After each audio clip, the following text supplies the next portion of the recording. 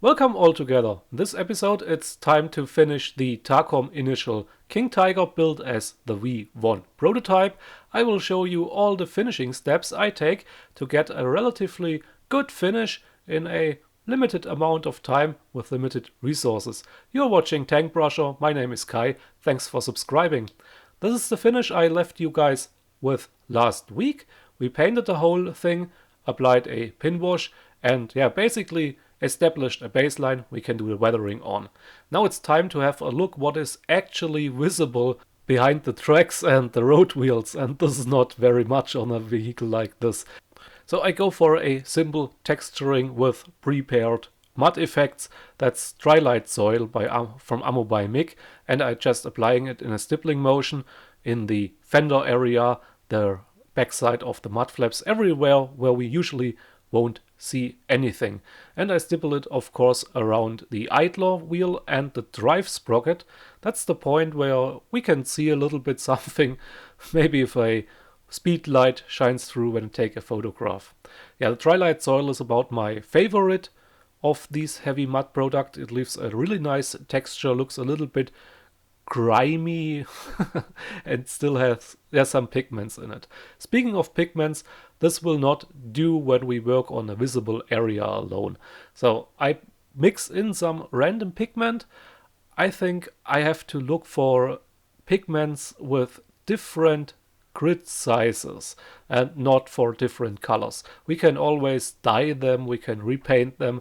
That's not the problem. I haven't found a product I'm too happy with, so I don't call out a name. He was just fitting the color halfway to what I had in mind. Okay, our really dark tracks create a good contrast to the relatively bright earth pigment mixture, and that's why I stipple it only in the recesses. Of course, the higher areas are affected as well, but that's something I take care of now, using a cotton swab and enamel odorless thinner to clean up all the higher areas, where the ice clades are, for example. When weathering tracks, I think it's important to have a picture in mind what is actually happening with the tank, what kind of environment we are placing it in, and I wanted to have something that was driving on loose ground and not completely digging itself into a mudded area, so there would only adhere very little dirt.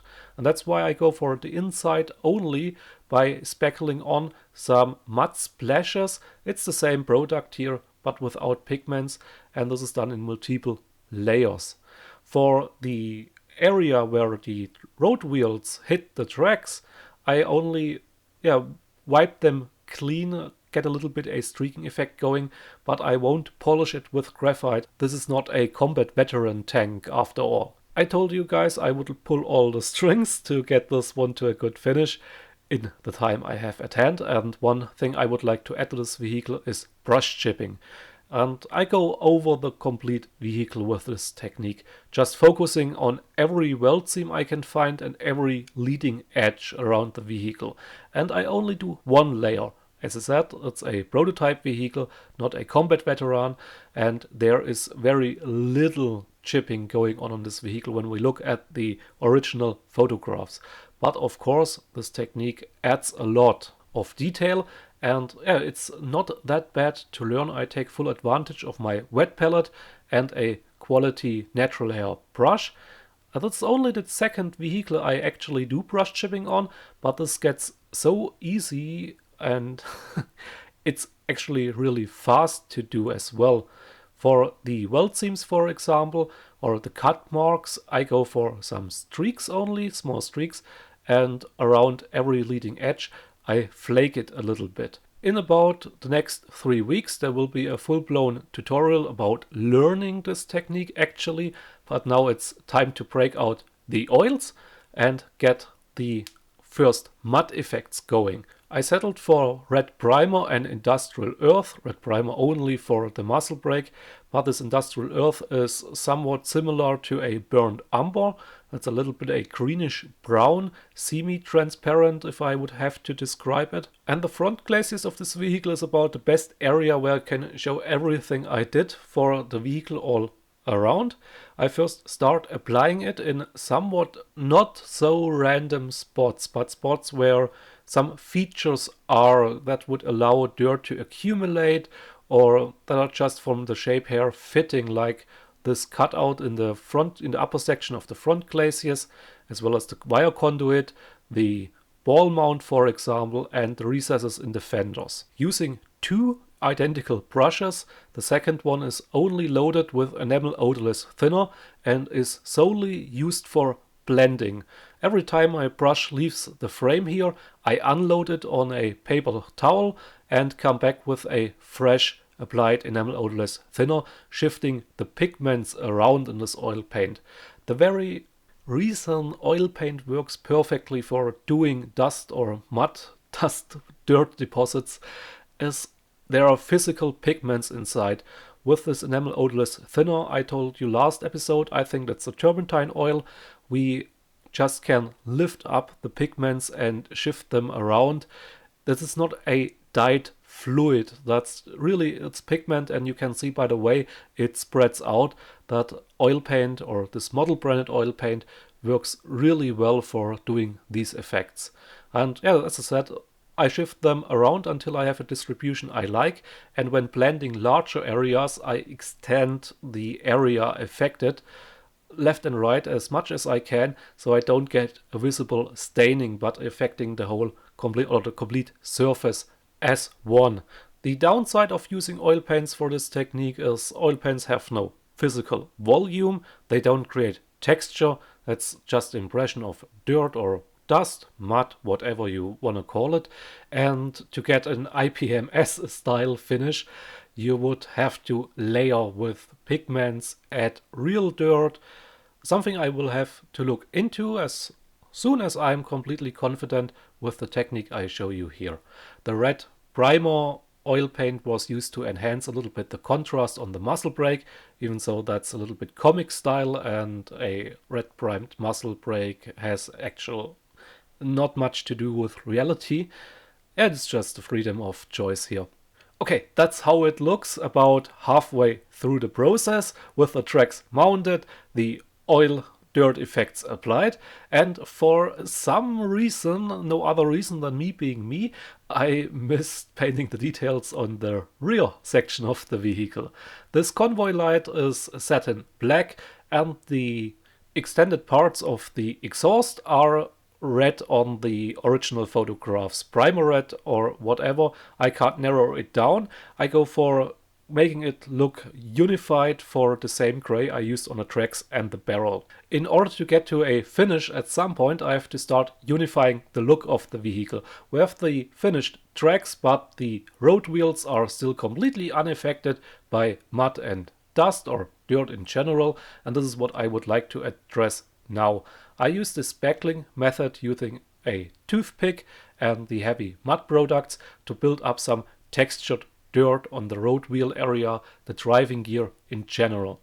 The product or the hue I choose to use here is loose ground.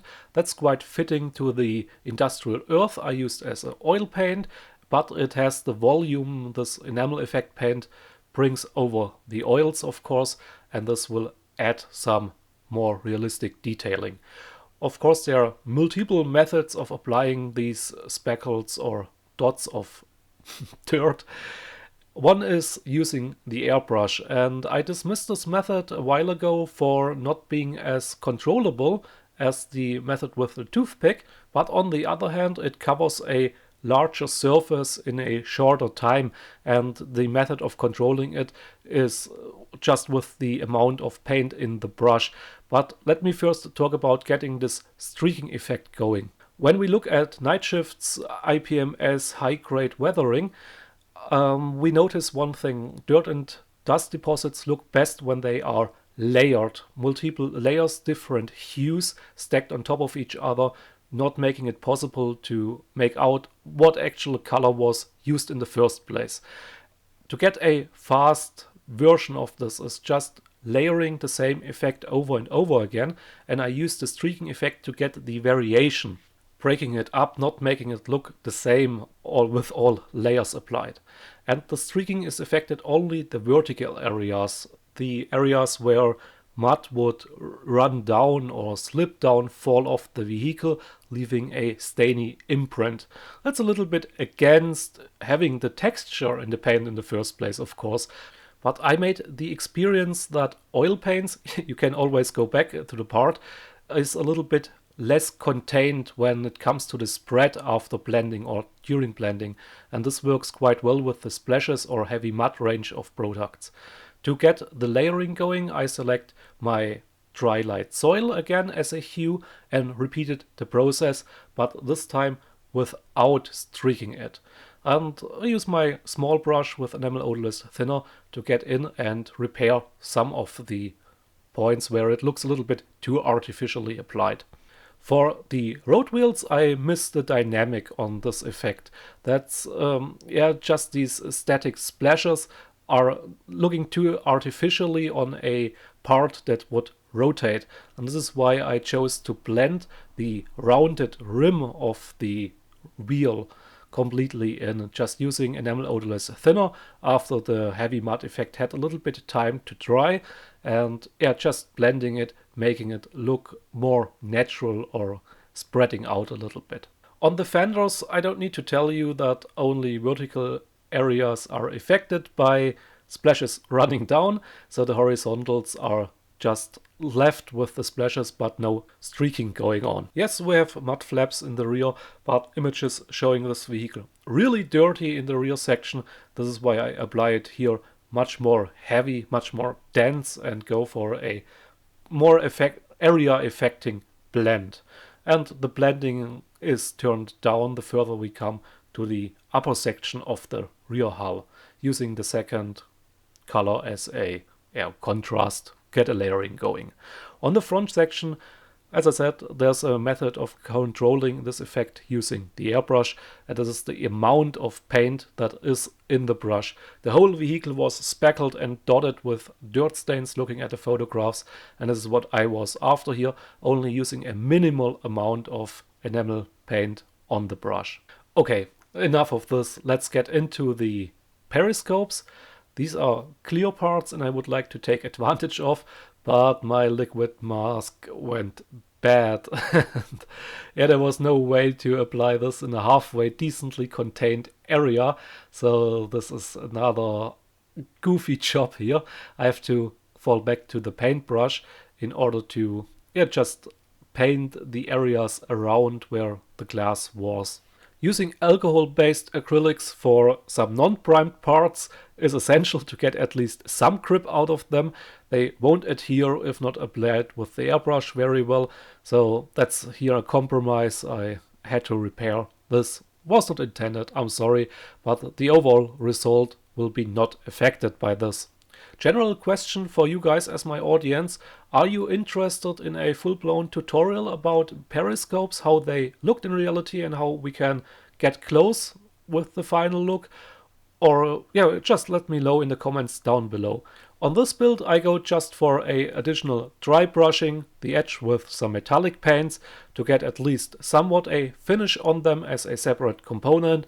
They will stand out even though they are really small and maybe not that important, but I have criticized Takom for this model kit a lot, and it was not unjustified. But if I have to add things on a positive side, these guys do know tolerances. That was a perfect slide fit to get the periscopes in, even though they were painted and therefore a little bit thicker. Once the hatch is finally closed and the periscopes are in, it's time to move on into the last finishing steps. Adding some additional effects to the engine deck. This central piece here with the two wings, that's the cover for the deep weighting air intake, the Schnorchel. On the right side of it, that's the fuel intake. Even though this effect might be worn out a bit, I still like it a lot. And the products I use in general here for finishing this model are the fuel stains, the fresh engine oil, and the wet effects, for once at least. I'm not associated with Ammo by Mig, by the way, it's just what I can buy in my local store. Having the right side with the fuel, it would be appropriate to get a little bit effects going on the left side. That's the cooling water intake, and I would just like to try out the wet effect. That's an enamel paint without pigments, without color, leaves a little bit a glossy finish, leaving the impression of a freshly maintained and refueled vehicle. Of course, the fuel stains on the right side, they would look even better if they would be applied in different layers, using a little bit different hues for it. Once more, and for the last time, back to the road wheels, I would like to add some oil spillage on them. The King Tiger, even though there were experiments going on with it, had no central greasing system. This means there were leaks all over the place from spillage or just from parts getting hot and making it possible for oil to leak out.